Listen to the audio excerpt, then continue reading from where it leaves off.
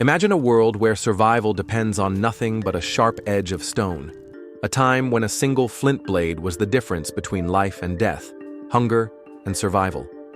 Humanity's story begins with tools so simple that they fit in the palm of a hand. Yet they sparked a journey that would end with machines capable of wiping out cities in an instant.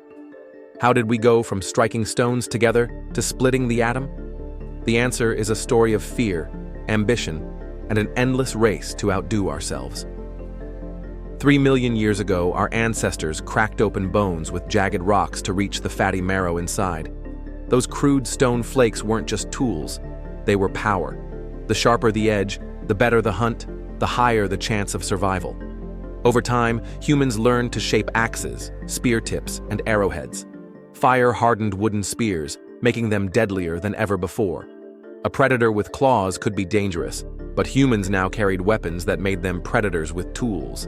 And suddenly we weren't just surviving nature, we were mastering it. But stones would not reign forever. Metal changed everything. Around 3000 BCE, copper and then bronze began to replace stone. Imagine the shock of facing an enemy wielding a gleaming bronze sword when all you had was hardened wood. Bronze was stronger, sharper, and deadlier. Empires rose on its edge, and battles were decided by who controlled the smelting fires. Then came iron, cheaper, tougher, and more abundant.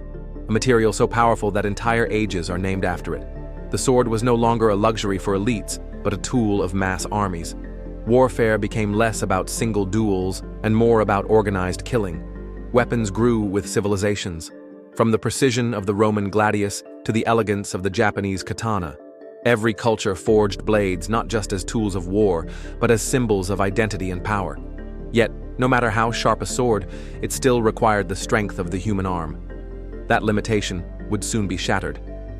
The bow had existed for millennia, but the invention of the crossbow in China changed warfare. Suddenly, a farmer could kill a knight from a distance with a squeeze of a trigger.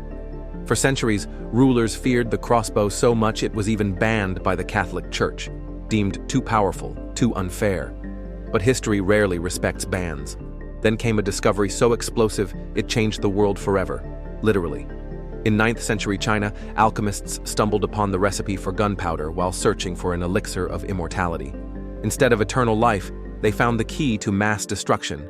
Fire lances, early cannons, and eventually muskets and rifles rewrote the rules of battle. The thunder of cannons toppled castle walls that had stood for centuries, rendering medieval fortresses obsolete. A knight in shining armor suddenly seemed ridiculous against a hail of lead. The Industrial Revolution only accelerated the pace. Rifling gave bullets deadly accuracy. Machine guns turned open fields into killing grounds. By the 20th century, warfare had become mechanized.